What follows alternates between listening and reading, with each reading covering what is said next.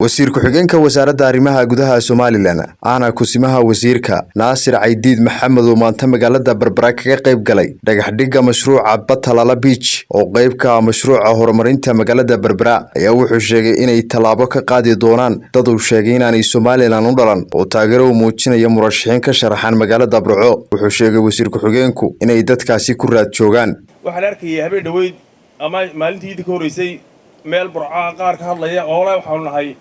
waxaan nahay dad ay sheeganayaan yihiin dad reer Somaliland u dhalan ciidan reer Somaliland u dhalan meesha kama codeyn karto Somaliland kamana codeyn karaan been bay sheegeen ka soo kaxaysteen oo iska hadlaya waxa weeyaan Somaliland xeer bay leedahay sharci bay leedahay cidda tiri waanu ka codeyn ayagoo Somaliland dirinahayn way iska hadlayaan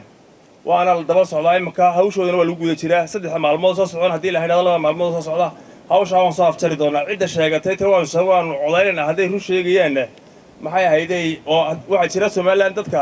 u dhashay mooyee laakiin waxa jira dad aan u dhalan oo Somaliland dirina 1960 60kii dastuurkeenu wuxuu jiray 60ka dadkii deganaa waa Somaliland dirin cid ay doonaan noqdaan ama xabasha noqdaan ama Soomaali noqdaan 60kii dadkii joogay 1960kii waxa weeyaan waa Somaliland dir waana codeyn karaan waana muwaadiniin kaarka codeynta ka muwaadinka bay qaadanayaan laakiin nin kale oo iska sheegan kara ma jiro nin kale oo soo urursan kara ma jiro ka soo urursayna kulay